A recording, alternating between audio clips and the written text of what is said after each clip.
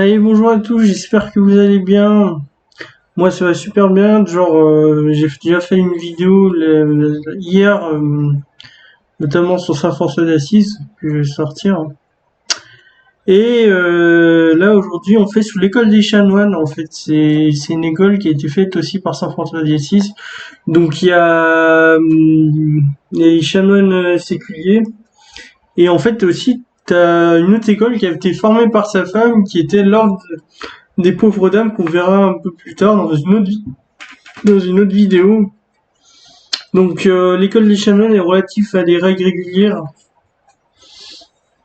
et la congrégation elle est enfin c'est vraiment en fait ils sont vraiment là pour prier et s'adonner au culte et aussi c'est l'enseignement justement pour redonner aux pauvres en fait.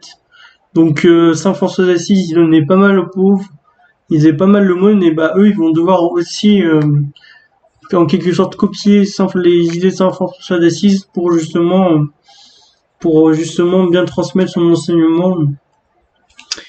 Donc certains membres du personnel c'était des laïcs, certains membres du personnel laïque, ils avaient une mode de vie des apôtres, voilà, et donc ils essayaient vraiment de tout reprendre dès le début,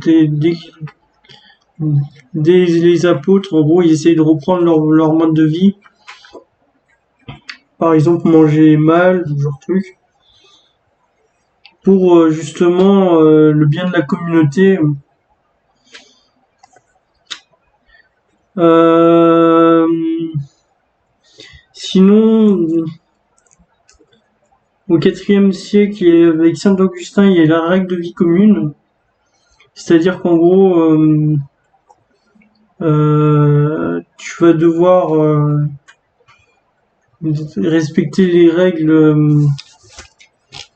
c'est-à-dire travailler le travail manuel notamment, le travail manuel qui va arriver.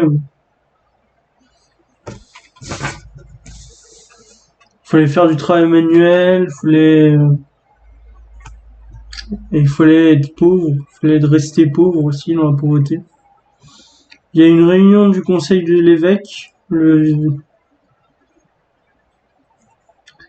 et voilà, donc c'est une église épiscopale. Épiscopale, c'est un mot qu'on va rechercher.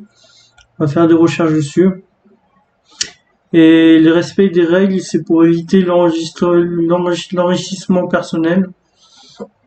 Donc les chanoines réguliers, notamment par par Saint Augustin, la règle qui a été faite en 1917, qui attachait les chanoines séculiers aux offices divins, les chants religieux aussi, les chanoines c'était avant tout, après c'est redevenu des prêtres après. Et, et voilà, leur mission c'était vraiment de secourir les pauvres et aussi d'apporter un enseignement. Donc j'espère que cette mini vidéo sur les chanoines vous aura plu. N'hésitez pas à liker, à vous abonner. Et la prochaine fois, on fera l'ordre des pauvres dames, si ça vous intéresse, qui était aussi créé par cette fois la femme de Saint François d'Assise. Donc voilà. Moi, la prochaine, moi je dis à la prochaine.